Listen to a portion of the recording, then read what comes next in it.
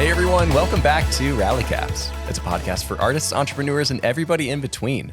I'm Steven. I'm Eric. And today we are joined by the godfather of film photography YouTube himself, Mr. Matt Day. If you're unfamiliar with Matt's work, he's spent the last 10 years of his life online building his YouTube channel, showcasing his images, teaching all there is to know about film photography, and growing a tight-knit group of 176,000 subscribers. His videos are often documentary style. They're reflective of his stunning portfolio of work that he's built over a 20-year photo career, where he often chooses black and white film as his primary medium, with which he's published multiple photo books over the years. His intentional approach to his work has massively inspired us both to document our own lives with more careful consideration. We could go on and on about his accomplishments, but honestly, we know that's not really Matt's speed. So instead, we'll highlight the fact that he is a family man at heart. He loves to skateboard. He's an avid Nintendo Switch fan. He can decorate the interior of a barn like it's nobody's business. And he has the type of character that all of us strive for. We're lucky to have him on the show today, and we're even luckier to call him a friend. Matt, welcome to the show. Gentlemen, that was by far the nicest thing anyone has ever said about me. I appreciate all of that.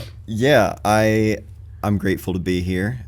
Who's up rallying their caps right now? You know what I'm saying? I'm happy to be here. You guys came through town like a year or two ago, I think, Yep. and it was just like a very brief meeting. There was a wild storm you guys saw on the way home, I remember. Yeah. Or sunset from after the storm, maybe it was. Yeah. But it was very brief. But all the time that I've seen you guys online and have talked to you, of course, as well, but just from like being a viewer, it's always like these are people I'd want to hang out with. So it's always good to, in any capacity we can, even as brief as it may be, or online like this. I'm happy to be here. Heck yeah.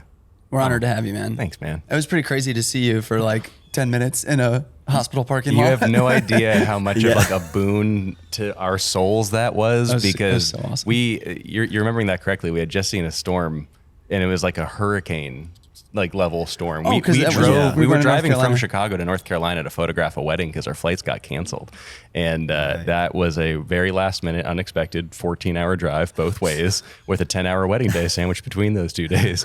And the 10 minutes we saw you in a hospital parking lot was like, oh, okay, we're good. We got everything we need to just be okay mentally, emotionally. Like that was everything we could have asked for. So that was thanks for making that happen. I feel like, yeah, dude, I'm sure that day I needed it as well, just as much. You know what I mean? Like, I think the older I get and just like the busier your day-to-day life gets and like responsibilities and stuff, the brief little times I'll get to catch up with a friend, even if it's just, if I see him in town or something, or if they can only stop by for a little bit.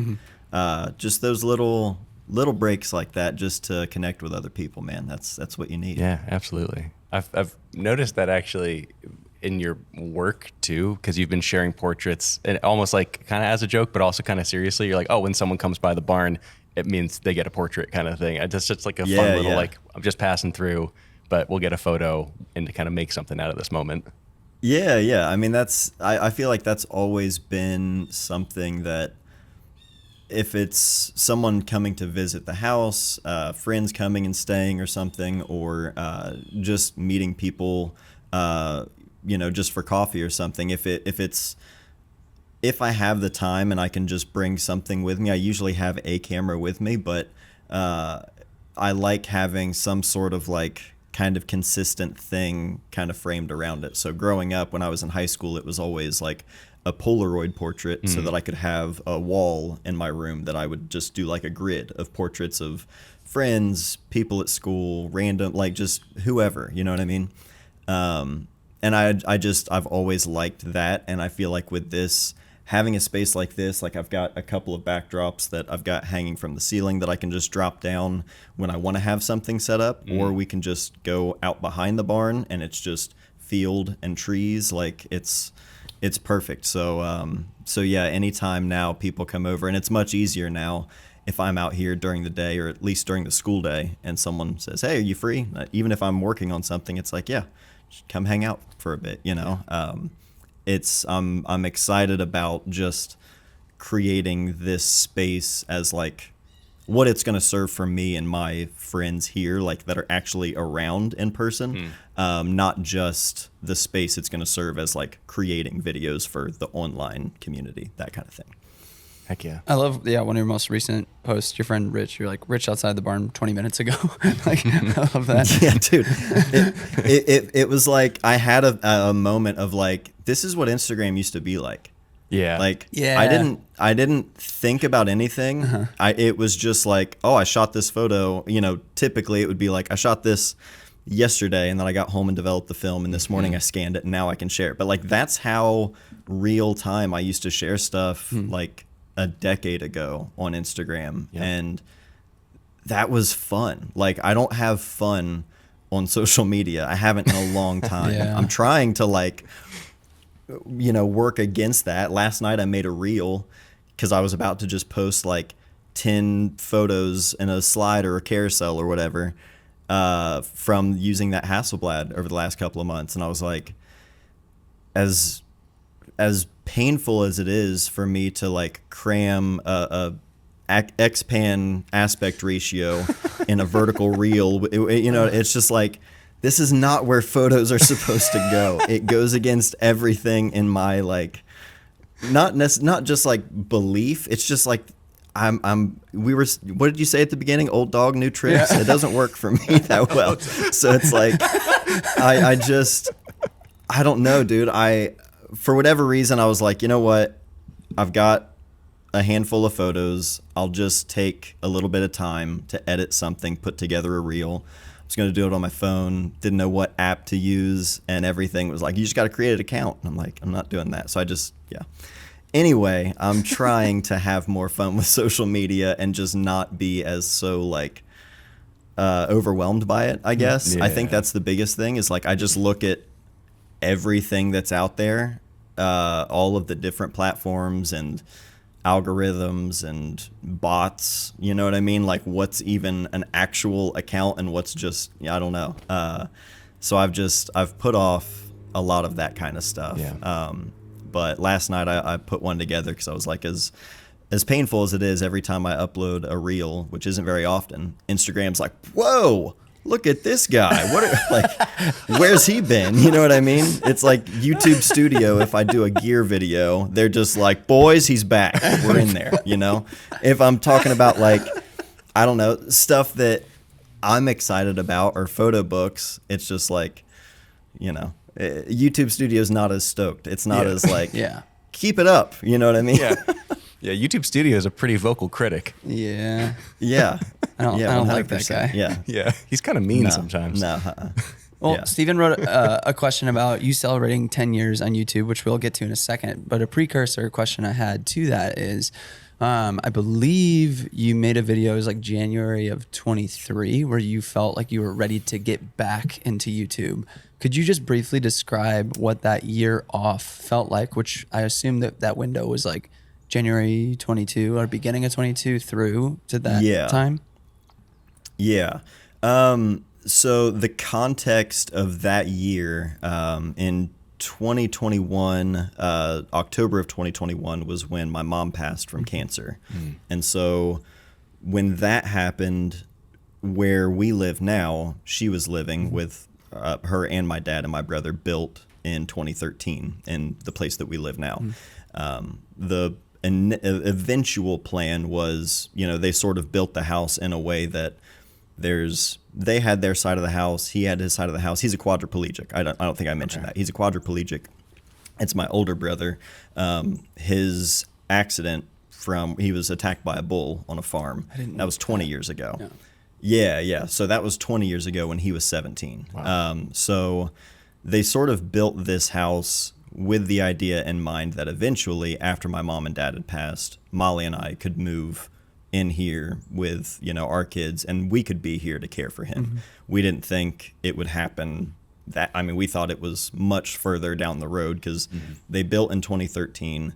2017 was when my dad had a stroke and passed, and then 2021 was when my mom passed. So starting February 1st of 2022, that was the day we moved to this house. And it was a crazy time just going through that in general. I mean, it's something you just always are going through. But initially it was just like, okay, processing this, but also we had just found out we were having another baby. And then we knew, well, we're also going to be now, we're going to need to move like as soon as possible because, he needs someone here that can care for him and help for the things that he does need help with. So we kind of got the plan in place, and Molly was very pregnant by the time February rolled around. And so she couldn't lift like anything. And so I packed up all of our house into a truck, made a couple trips back and forth. It's only like a 15-minute drive from our old house. We're in the same county, but just kind of on the other end. But anyway, I had to move everything over here after moving all of my parents' belongings from the house out here to the barn just to store it, because I was like, I don't know, what do you do with a whole house that's like furnished, let alone a lifetime of, belongings and, several decades of being married and all of the things that they had. It was just, this barn was packed completely full so that I could move our furniture and our kids' things and everything in. So that whole year, 2022, was really like, I kept working and I kept making videos. And that was when I was working on my book. That was just, I still had to do something, because at that point, when Molly found out she was pregnant, she was still working as a nurse at the hospital. And COVID was still crazy in summer of 21 there. She worked with a lot of COVID patients or in the units there. And so I was just like, I don't want you working in there while you're pregnant, And we were kind of working towards me sort of focusing full time on everything I do photography wise, and then her staying home with the kids. We were hoping to get to that point and like finish out the rest of 2021. But once she found out she was pregnant, we were like, let's just stop now. So she left her nursing job then. And so since then, it's all just been on, YouTube, personal photography gigs, which I didn't take nearly as many the last couple of years. I've started to now more. But the first year was like moving into a house, getting ready to have a baby, having the baby, while also like taking on this new daily role of like certain responsibilities and stuff that I need to make sure I'm always available and present for certain things. So 2022 was just a whirlwind of a year, trying to navigate that the best I could. You don't really have time to like take a break when it's like providing for the whole family, you know what I mean? And so it was like, I did as much as I could in terms of like sponsorship requirements and everything. But I mean, that was like the absolute most I could keep up with at that time, because I was just so overwhelmed with everything. And in so many, it's been over that time such a long process, but and heavy process, but it's been the most like beautiful thing our family has experienced. All of us living together and like being in under the same roof with my brother again for the first time. And I don't even know how many years. Like he's 4 years older than me. He graduated high school after the year after his accident, and then he went to Wright State in Dayton, Ohio for 4 years and got a degree. So like it's been a long time since we've been under the same roof. And so just the last few years have been, we're closer than we've ever been. Like, obviously, I think in that sort of relationship now, and you're going to have a closer bond, I think, or just, I don't know. It's been amazing. And I've grown so much through that. He has as well. Our kids being around him every day and not just, a couple times a week. It's just so much fun. And so it's over the time of everything, that 2022 year, to try and wrap all of this back up, because I feel like I've been on a tangent.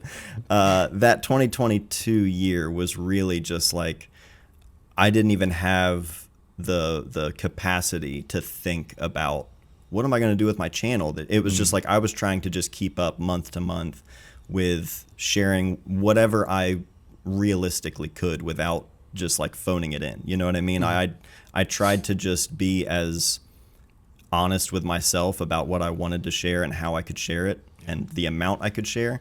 And I think 2023, after kind of giving myself that year, I still wasn't ready to like hit the ground running or anything. Cause I don't think I ever have hit the ground running on YouTube 10 years in, but it's like, I just kind of had that feeling of like, it's time to like, I've given myself enough grace, I think, in that first year. I tried to, at least, realistically. But I think it was just a matter of like, it's always going to feel a certain way, going through something like that, going through grief or loss. It's always going to be there. There isn't really like a time where it's like, I just need to give myself some time and I'll be past it, you know? And I think a big part of that in 2023 was just kind of coming to that realization of like, it's been a year and I still feel just the same. You know what I mean? Like I just kind of thought, fake it till you make it, just like keep pushing, keep getting through. And it's like, you always have some of that there. And it's up to you to kind of navigate it and work against that, obviously, and not just let it consume you. But I think it was just that. It was a moment of just like, this is just what I'm going to have to navigate with. You know what I mean? I can't just spring out of bed one day and all of a sudden it's like, I'm good to go. You know what I mean? But I don't know. It's tough. It's one of those things that I don't think there is really any set right way to go about it or one size fits all kind of thing, you know? Well, yeah, I think a lot of people are going to be able to connect with that, you know, experiencing similar things in their life with still being, you know, a creative focused person, making money doing that kind of work, and how much it's tied to our emotions. So yeah, we really appreciate you being real on that topic, because I think a lot of people will assume that it's just going to go away with time. And the fact that you are an example of how it feels to live with the grief and still press on with your work, with it still being a part of you, and then showing up. Because, you know, I look at your catalog online on your channel after that point, and it's like you've still committed to be really, really consistent since that point. And so much so finding, I feel like what seems to be more of your voice. It's like, sure, you still do camera reviews, and it's not that you don't love that. You obviously do love doing that, but you want to share more of, you know, what you're saying, the work that you really care about, the things that you really love as well. And this delicate and beautiful balance of the two with remaining consistent. It's just really powerful, really inspiring to me.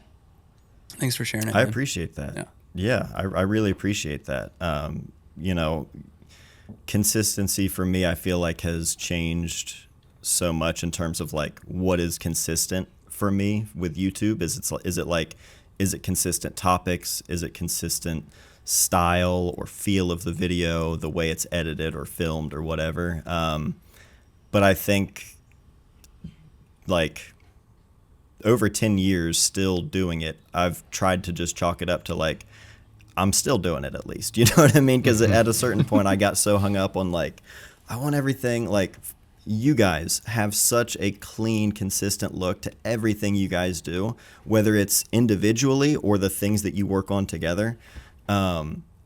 It's incredible. And like, I see stuff like that and I'm like, dude, that is so dialed in. It, like everything just feels not manufactured. It just feels like you pay attention and you care about everything you guys put out. And it's like, I love that. And I wish I had that kind of, I don't know if it's just like the mental thing, or I know it's definitely a lot of the technical thing in terms of knowing how to do a lot of that stuff. But it's just, I don't know. I appreciate the work that you guys do and that sort of consistent look and feel, because that's something I've always wished I had.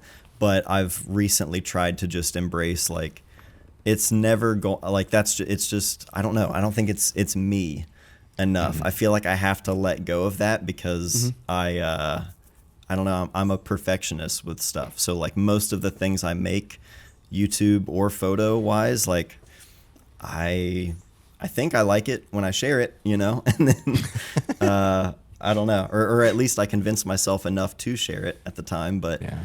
I don't know. Consistency is tough for sure. It absolutely is. Thank you also. Yeah. That's very kind of you to share that about our own work. We are very grateful, I think, to have the team that we have here, because that's a huge factor in all of it. It For lends sure. to the consistency. It lends to the setups and the, getting real-time feedback from people to set stuff up. And that's Right. a huge like cog in the machine of making these things happen for us. Is just having like more trusted friends nearby that you can actually create that stuff with, which we do not take sure. lightly, which is amazing. And it's a huge resource that we appreciate a lot. But Right. yeah, consistency is very tough. And I think I mean, at least from the outside in, it's interesting to hear your perspective on your work and the way that you share videos online, because to me, the consistency, I think, is you and like who you are as a person. Like your tone of voice feels very consistent in everything, regardless of the studio that you're filming it in, regardless of the way the light looks, or, the quality of the camera or the audio or whatever it is. There is something that is very reliable about you, video to video to video. And I think that's a huge part of the reason why, I mean, like you've had lifelong fans in the two of us and so many other people too, who have wanted to stick around because they just appreciate you as a person. I appreciate that. That's really cool to hear. I think that's something that I've always hoped for, but you never really know. Like I'll never, I don't know. I don't talk. It's one of those things where it's like I'm filming the video by myself. Now my friend Tyler's been working with me a bunch, and it's been awesome. I've also had to get used to other people being there while I'm filming, because that's weird. Yes, it is. But it's like now I'm able to have that feedback. I can be like, did that sound right? Did that make sense? And so for years, I've never had anything like that. And that's always been the goal, is just like, I hope who I am in person is like, I hope that's what is coming across in video. And yeah, I don't know why I've always been like paranoid about that. I think it's because when I first got in front of the camera, I'm like, I didn't know how to talk to a camera, or I just wasn't comfortable with it, And I feel like in my head, it was just always like, oh, is that really what I look like? Is that what I sound like? Is that what I talk like? Is that I would like notice things that I did that I didn't notice about myself, the way I talked, or my lovely Appalachian dialect that people will comment on and be like, what did you say? There's all kinds of stuff. But So charming. yeah, it's just one of those things, like, I don't know. Yeah, well, I mean, I don't know about that for myself, but I appreciate you saying that, though, because I'm glad that, it's at least, it feels like me across the video. If I ever click on one of your videos and I don't hear your voice in it, to Steven's point, I'm like, wait, like it feels like every single one, it's like you can know that consistently you're going to hear Matt's voice. Hold on. And it's such a calming presence, and one that Come on. really, to me, cuts through the I hope noise it's of still the internet recording. Yep. in a way that's really compelling. Yeah. I think the best analogy is like when I click on a video of yours, it feels like I'm hanging out with a friend. Did we cut out? Oh no. Oh dear. Oh, no. Okay, Oh, hold dear. on. The last thing I heard right before it cut out was hanging out, feels like hanging out with a friend, something like that. I think that was the last thing that was said. Yes. Okay, cool. Yeah. Yeah. Well, I all that to say, I appreciate it, man. That's always the goal, is like, I just want it to feel, I don't want it to come across as I'm taking myself too serious, because I refuse to do that. Yes. Well, it's also terrifying to do that on the internet, because like establishing yourself as some sort of guru, or that you do, you are setting yourself up for a lot of critics, and especially in the camera world, if you're reviewing stuff. Yeah. I can't even imagine. I feel I've been pretty lucky that, like, over the years, I've gotten some very wild comments, for sure. Like, comments that yeah, I won't repeat, but all in all, I've had it pretty tame.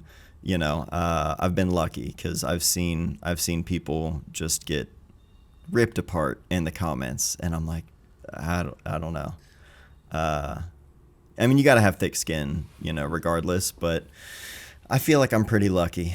I try, I mean, I don't know. I put myself out there, you know what I mean? Yeah. Anything that I put out there, I'm like, well, it's on me if I share something, you know what I mean? Or if I'm like as much of an open book as I want to be, I feel like that just kind of comes with the territory, you know what I mean? Oh, absolutely. Yeah. Yeah. I mean, we've kind of mentioned it briefly a lot, but like 10 years on YouTube is quite a significant time to be like essentially outside of the gap year that we already discussed, like pretty consistently as like a presence on the platform, and to engage with such a like well engaged community in all that time as well. I'd be curious to hear like top level, you know, we could say like, oh, you know what are the lessons you learned and all that, but like what do you think, like in your own opinion, is the biggest mistake that you've made in those 10 years? And how did you learn from that? And like, how does it inform the way that you make videos on your channel now? It's not something that I learned like a long time ago, because I think it's still something that I have learned, but I have to actively remind myself of it, and that's just to not overthink it. Mm-hmm. I mean, I started the channel in 2014 because there were a couple of channels that just made videos like about photography, and they would like share about film photography, but it was never like, it wasn't what I wanted to see when I would, you know, look up a camera on eBay and I'm like, cool, that one looks fun, that one looks different, I don't know anything about it. I'd look up online and it's like I'm reading forums from '06, and it's like that or a PDF of the camera manual from the 70s, and it's just like I need practical real work. I want to see this camera be used. I want to know what it looks like to load the film, to rotate the back on an RB, and like how does that work and what does that do? What does the viewfinder look like? Like all of the things that at that time I was searching, I couldn't find specifics. It was like, okay, cool, that's what the camera, that's, you know, I mean, it's essentially like I would see videos from time to time that were a lot more of what people see now, and like the videos I make now where it's like, here's the camera, we're going to go shoot with it. And to me, I didn't want to see that, because I didn't want to look at photos. I didn't care about looking at photos in a video. Like that wasn't I went to YouTube to like learn, like look up information. That was just like my search engine, you know? Right. So it was like, I just need a clear overview of this camera, and how do you load the film? What battery does it take? Where can you find this part if you can't find it on eBay, whatever. Like, I just wanted to try and make videos that I would be searching for. So it was just me with a GoPro, and that was it. And like not fancy at all. And as soon as the channel like started to grow, which was something I didn't expect, like 2014, at least for me and like how I saw YouTube, like it was a very different thing, obviously, to what it is now. But I never thought it would like have a subscriber base. I just looked at it as like, this will pop up if someone searches, you know, Hasselblad 500 CM, you know, on YouTube. They'll learn how to load their camera, whatever. But it was like once people continued watching, and like you would hear from people and they're like, I always look forward to your videos, and I sit down, it's like the second I realized people were like connecting in a way with like me and not just like learning about a camera, it was amazing, because I've never had that kind of community where I'm at. Like, oh no, it says trying to reconnect again. Oh, there he is. Now I can hear you. There we go. I only heard starting at, do you think he can hear us? Because I was up here, like, I turned off my Wi-Fi and turned it back on. Hopefully it's working. I can't see you guys yet. You're still frozen. Okay. But you can hear me? We can hear you and see you.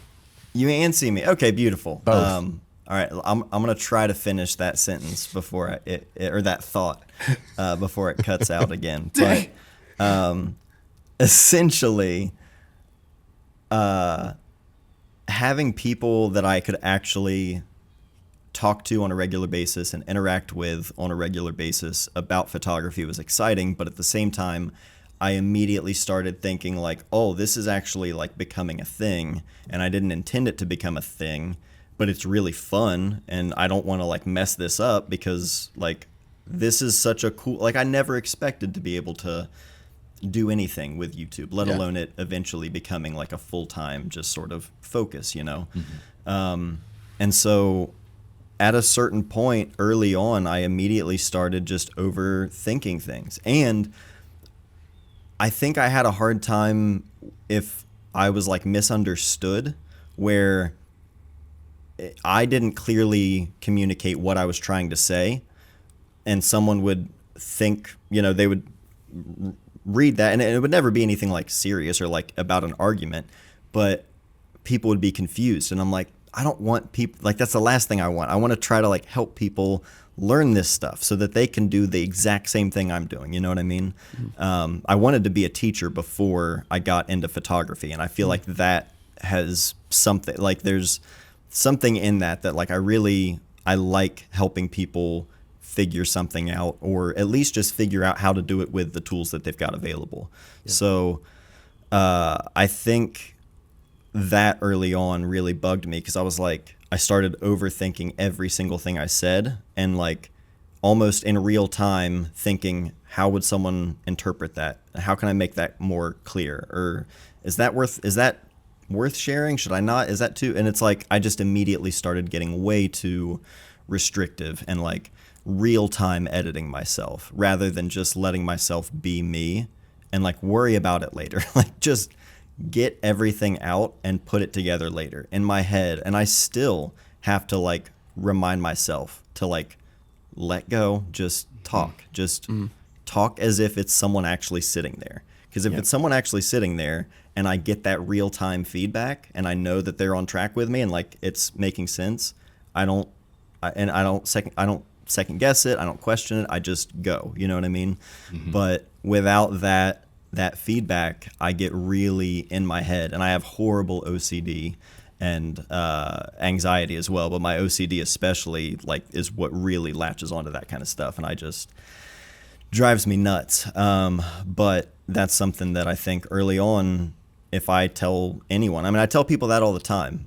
I have friends who are like, man, I want to start a channel. Like, that's cool that you get to do this and get to do that. And I'm like, just start. Like, you can start with everything you have right now, I promise, and you'll figure it out like along the way. Everything else. If you want to change anything else, but like just get started and just share what you actually want to share. You know, and that's ultimately, I think, what I still try to do is like find that balance of like, how can I keep this going so that I can do it as long as I can? You know what I mean? Like, I'm not going to do it forever, but I want to do it as long as I can while my kids are little and I can be home all the time. You know what I mean? It's like I couldn't replace the freedom that it gives me and the flexibility for my kids, for my brother. And so it's like, I want to do it as long as I can. How do I find that balance of remaining myself, remaining videos, and sharing things that are genuine to me without it just being like, you know, I think I struggle with like, what did people sign up for? You know, what else can I say about photography that's still interesting? What can I say outside of photography, if anything, that's relevant or worth sharing? How can I still connect while having an audience? And it's a weird thing to juggle. And I think I want to make videos that people watch, obviously, because that's how it all works. That's how the bills get paid. But I also, you know, necessarily what people want to watch, I don't know that I want to make. So in terms of the grand scheme of things, like, I'm very thankful for all of the videos that I get to make and the views and all of that kind of stuff. But I haven't been able to separate myself, I think, from the channel and the growth of it in terms of what could I do to like overhaul my YouTube channel to like really dial in all of the things in making a channel look and feel consistent, and it's a well-oiled machine. You know, it's like all of those things where I think so often I'm like, man, I wish I had a YouTube channel that wasn't related to photography or me at all, and I could just like build it like I'm building, you know, but it's like I'm not building it's just me. It's like it's an extension of me, and if you watch in real time, it's like you see the videos like right after my dad passed and like going through that, and you like if you go through the years and watch, like you'll see me in all kinds of different times in my life, you know what I mean, highs and lows, and I've just tried to always keep it about photography at the heart of it, you know, from at least a human level where it's relatable and it's actually something more than just, you know, I don't know, cameras and stuff like that. But I don't know. It's one of those things I have a hard time, I think, separating myself from it that way. So finding that balance it's tough for sure. No, absolutely. You're preaching to the choir over here on the perfectionism collab with anxiety. That's a really tough pill to swallow, those two guys together. I've definitely felt that way, and I'm sure you have as well. Just like work across the board, but in particular with YouTube and having to watch yourself on camera and all of like kind of the self-doubt that will happen in real time, and just it's a really difficult process. And I think to your point about just trying to show up as yourself every time and talk about things that you actually care about, that comes across so strongly in videos. And I've been trying to perform like a self-audit on my own channel and like videos that I make going forward. It's nowhere even close to like a part of my business as it is for like the two of you guys, but it's still something that I really love to do, and it's just fun to make videos. And we were talking about Draplin the other day and field notes and all that. And that kind of stuff like lights me up so much. I'm just like, when I saw you post about it, I'm like, that's the sickest thing ever. Like, and it's that kind of feeling of like, oh, it's those little niche things that like when they find the right audience and you find the right people who like those things too, it's just like the best feeling to connect over that. And that's all I want to talk about online, honestly. Exactly. And I mean, it goes back to like what I was saying earlier about using Instagram in real time. Like Rich came by. We've talked for a few years now about how we need to get together, but with life being real life, it doesn't always line up. And he was like, I'm going to be in Chillicothe. Do you have any time? He stopped by here, and it was just like, I was like, I got to get a portrait of you while you're here. Shot it, and I'm like, I'm just going to share this. That was cool. I finally got to meet someone who I've only been talking to for years on Instagram. I'll share it on Instagram. And it's like, it's the same kind of thing. You know, just sharing it because you actually want to share it, and not because it's like, well, I've got to meet the certain amount this at this window of time because that's when it's going to perform. And it's just it's easy to suck the fun out of it when you can just use it to connect with people like who are just real regular people doing their normal day outside of that little exchange. Like that's what it's for, you know what I mean? That's what we should be. That's what I try to use it for without just getting sucked in, because it's so easy to just lose time scrolling on stuff you don't even want to watch. It is amazing how much time we spend on things we actually don't even care about. It's just filler. Yeah. Having a lot to do out here the last month has been amazing, because I've realized how much less I've just seen stuff. And friends, hey, did you see that video I sent you? And I'm like, I haven't even seen my phone today, you know? And it's like, I feel it's beautiful. You get that guilty feeling, but I'm like, it's amazing. Like, if anyone really needs me, they're, you know, about 40 yards that way, and they've got me. So it's like, I'm happy. There's definitely been a big component of me feeling like I want to just leave all the creative stuff behind and get into physical labor for work. Especially because like anytime I have a home project or we accomplish something at home, the rich feeling of putting something together, something like the set we're sitting in right now, that was such an incredible week of just using our hands and making something. And not to like bring it back into having to film it, but whenever I do film something like that, it always just feels so much more satisfying. The concept of making something in real life that isn't necessarily digital, but documenting the process of making that thing There's something really profound about that. And to your point, it being something you're excited to share, there's something really cool about that. So I'm going to build out a home studio pretty soon here, and really excited about making that happen. We're putting finishing touches on this space because we left our bigger space downstairs. All of those things are kind of on the horizon as we get into the winter months. So that's really exciting. And it's a perfect transition into what we wanted to talk about next. Like, what has the build out been so far in the barn, and what does it look like moving forward? I even heard mention of skate park in there somewhere. So we're really interested to hear. Yeah, we man, it's incredible. It's a 24 by 36 foot barn. Someone was like, "That's appropriate for a photographer to have that space being 24." And I was like, I never even thought about that, but yes, spot on, dude. I love it. It's perfect. So yeah, next up, last night we put some vents in, or we put one vent in up on that side. We're gonna put another gable vent up here, somewhere up in that corner, kind of up near the top. Essentially just making sure that when I seal off the ceiling, everything is going to have good airflow up there, because after I seal off the ceiling, we're going to start insulating out here, and that's going to be a process. Me and my friend Ben and Tyler, it's probably going to be the three of us doing all of that. But so far, the process has been clearing everything out. Like I mentioned earlier, everything that was stored out here. We had a big yard sale, things that we didn't want to keep. Obviously, there's like one whole 8-foot bay from floor to ceiling is just plastic storage totes of just photos, and it's packed completely full. So a lot of stuff like that I want to keep, but all of the other stuff that was out here, like furniture and clothes and things like that, like we tried to have as much of our family anytime they'd visit. I'm like, come out here. If there's anything of mom or dad you want, take it, because we have so much stuff. You know what I mean? So like clothes that didn't get taken, we donate, and got some bigger stuff out with the yard sale. And then I basically went in here and just started dragging everything out and just shop vacked like the entire space. My dad used to use it for his engraving business, where we engrave tombstones out in the cemeteries. There wasn't much like work being done in here on stones, but all of the prep work and stuff.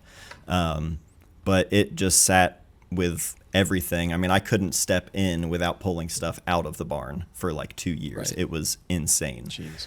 And I think a lot of it was just like I was putting it off like as soon as I have time, and it's been crazy over the last couple of years, just adjusting to everything and still settling in. But I think I was just like, I'm not ready to go through all of their stuff yet. I think I put it off for as long as I could, until I was like, all right, we got to get that where my office was. That's going to be a third bedroom. It's going to be a playroom for now, but eventually it'll be a playroom for one of the boys, or a bedroom for one of the boys.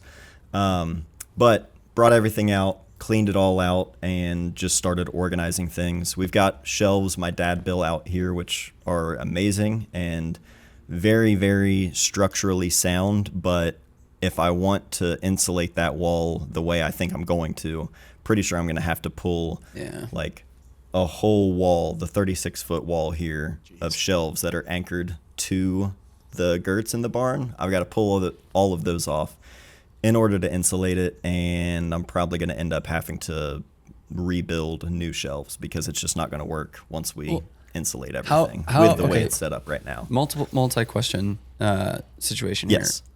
Do you feel any imposter syndrome with like doing these projects, or No. do you feel real confident in it? It's absurd, because any photography gig I do, I'll talk myself out of it. In like, whether it's right before or days up to it, I'm like, how did I get this job, whatever it may be, like 20 years in, and I'm like, I guess I'm a con artist because they just hired me for a job, you know what I mean? And it's like, I struggle with that still. Out here, if I look up on YouTube insulating a pole barn, I'm like, dude, we got that. Like me and all of my friends, anything, no matter what it is, I'm like, we could do that for sure. It's such a cool full circle moment of you taking from all of the wisdom of people on YouTube and likewise, you're giving that to people creatively. Where like some people might be stepping into the creative stuff and feel the same way you feel about the barn with watching your videos. Like they might be going into the job just being like, oh, I know so much about it now. I got this. Yeah. Well, cause like I wanted to share the whole process because it's like, again, I share the whole process about like working on a project, self-publishing a photo book, like do it yourself. This is how I did it. Take that and use it. You know what I mean? And I want to share that process out here because it's like, yeah, we're not certified in doing any of this stuff, but like I can figure it out along the way and share what I learned, share where I messed up. You know what I mean? Mm-hmm.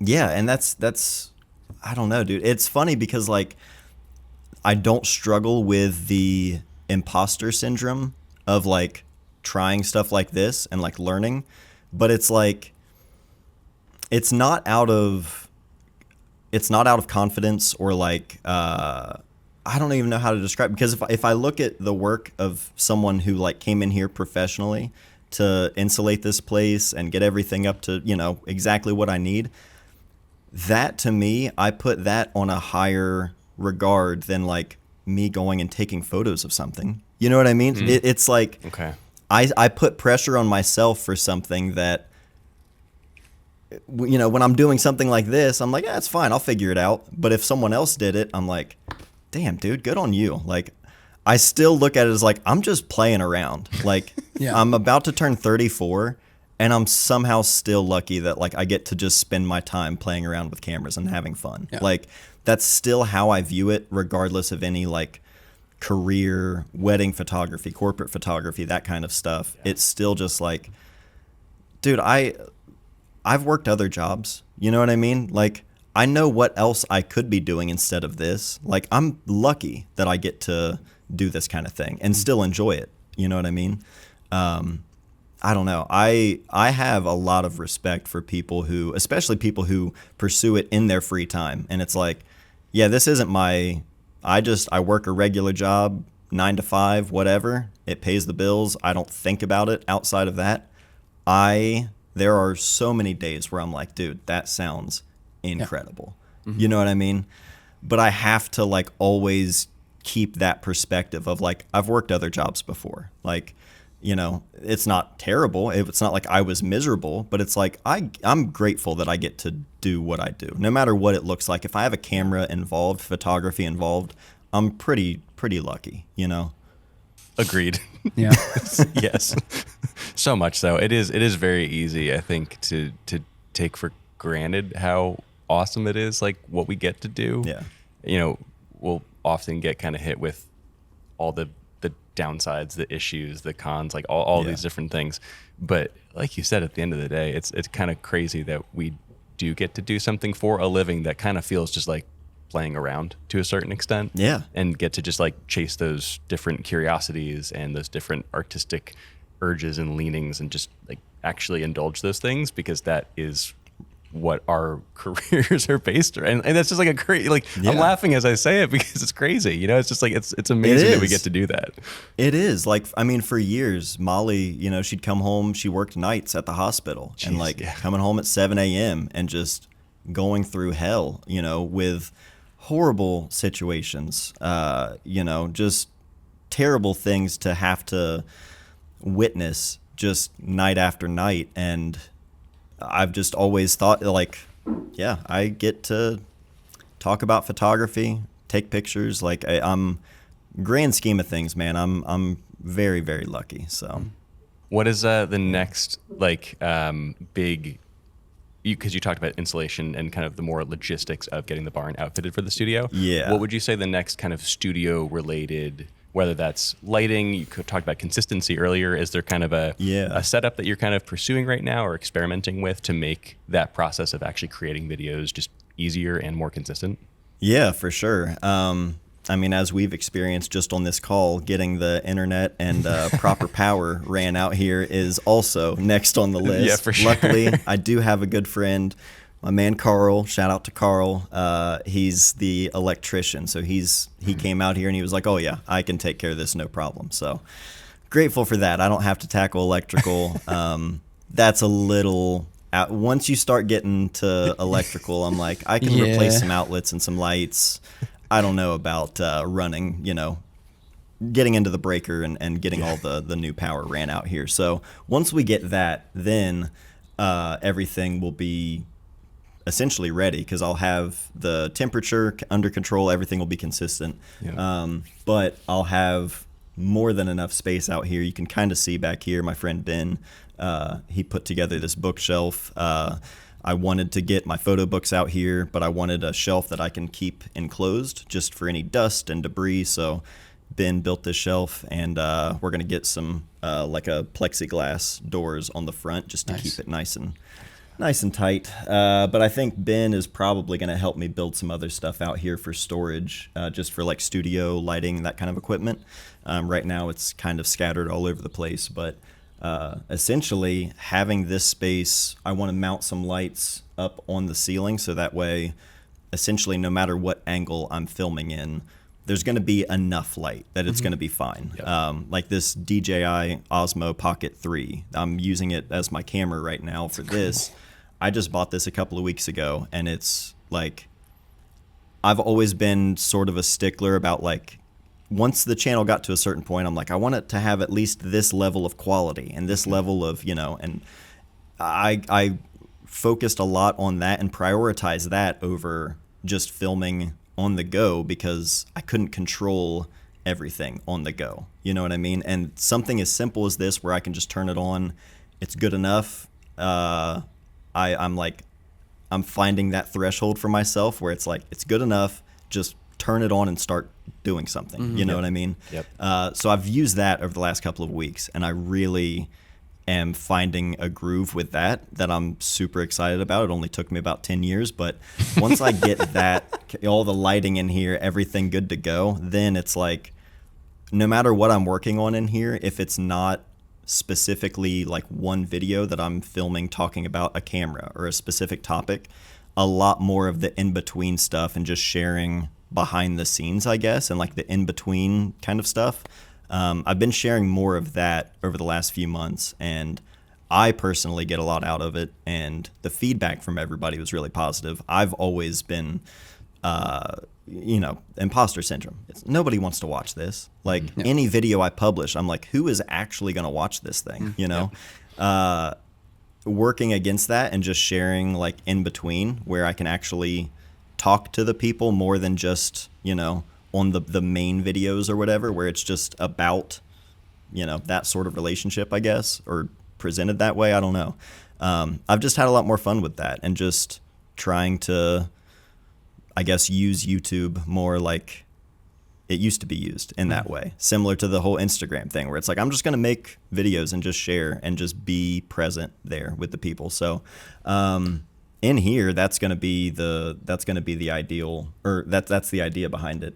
Just have everything set up to where if I want to shoot something for B-roll, I've got a station set up where there's always light ready to go, top-down setup. I can just throw the camera on it.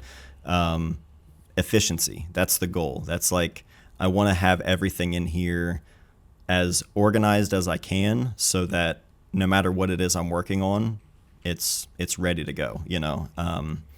But yeah.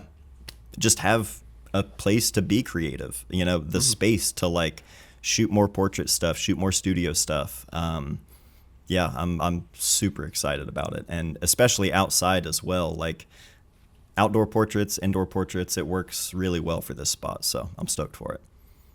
Epic. Heck yeah, dude. Let's go. I feel like I need to ask this question. It's going to be lame and basic, but like, as far as cameras are concerned right now, yes. I would love to just hear what you're currently rocking, like current go-to film setup is, current favorite digital setup right now.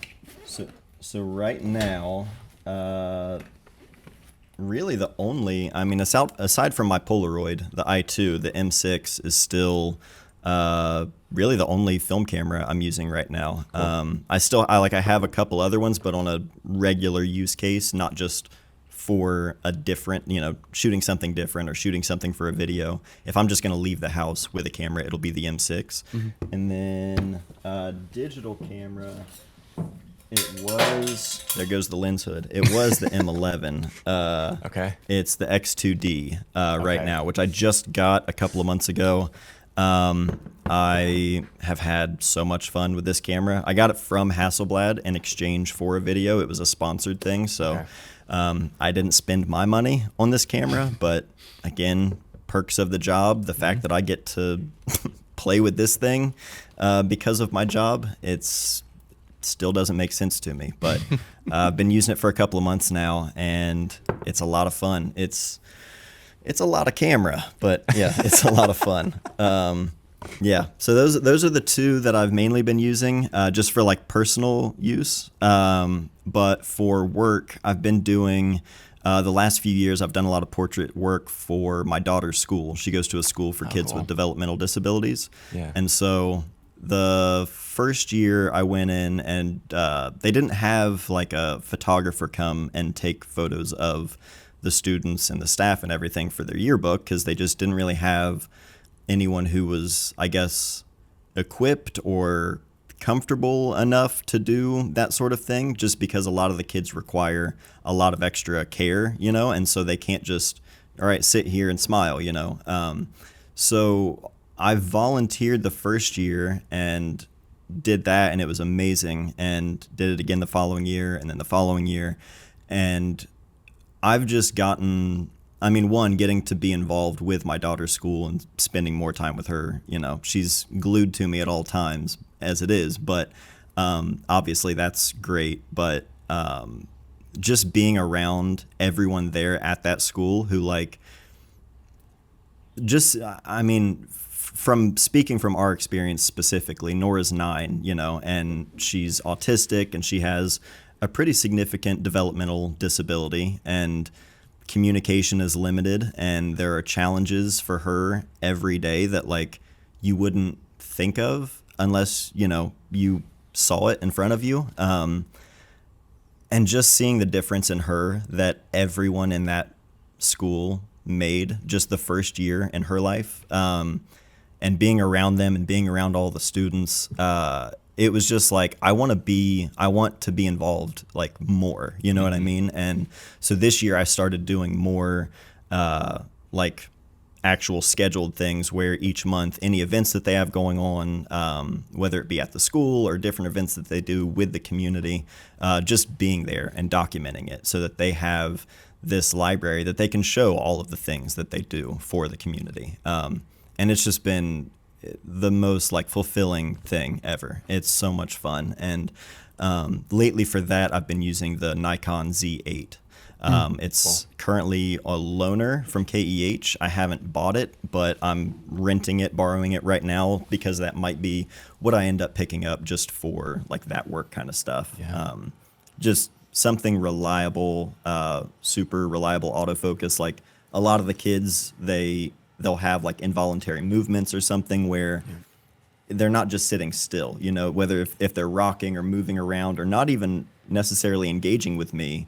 The second that there's any eye contact and engagement, it's I have to make sure that I'm ready for that. You know what I mean? So just when it comes to work, it's the most reliable thing, just so that I can get the shot. That's all I'm concerned with. And so far, that thing has been amazing for that kind of stuff. So I don't know if it'll be that one in particular, but I always loved my Nikon DSLRs over the years. And then once I went mirrorless, I haven't had a Nikon since. But their new ones I think they've caught up. So I'm happy for them. I think they're finally shaking the potato moniker that the internet has given them over the years. I loved all of my Nikon DSLRs. I went D60, D90, D800, and then after the D800, I think I tried a mirrorless for a bit, and then I got a D750. But that was my last DS. They're great. Yeah. Well, in all sincerity, also thank you for turning a gear question into something that got me kind of weepy a little bit. It was a very, very sweet and sincere, just kind of look into some of the work that you're doing. And I think, again, just kind of speaks to your character as a person and a father as well. So appreciate you, man. I think that seems like a good point to kind of close this part of the conversation, but we're going to be carrying it on a little bit further in extra innings over on our Patreon. Matt, where can the people... Nope. Oh, wow. I didn't hear any of your heartfelt sentiments. It really chose the end of the... Oh, there it goes. Oh, he's back and clearer than before. Hey.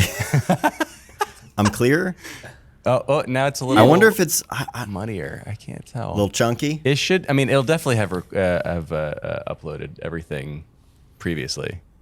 I'm just going to say that. Steven was just going on and on about how much he loves you and how you turned a gear question into something beautiful and made him weepy. The last I heard was making him weepy, and so I thought Yes. maybe he disconnected to get some tissues or something. It was, I kicked you from the call. It was too emotional.